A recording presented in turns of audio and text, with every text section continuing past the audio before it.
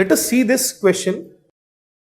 If you see preferred management of a condition shown in the image for a 32-year-old male presenting to ER. Let us see what is this. Since you can see a biconvex, this is EDH. This is EDH. And what is the management of epidural hematoma? The biconvex is EDH and planoconvex or a concavo-convex is SDH. So EDH is always a surgical emergency. Try to understand what are the indications for conservative management.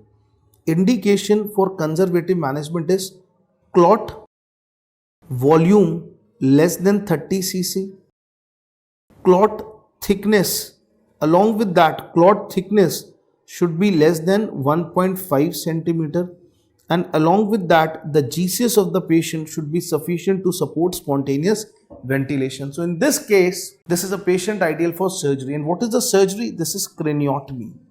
So craniotomy is the surgery of choice that we'll have to do, and B is the answer here.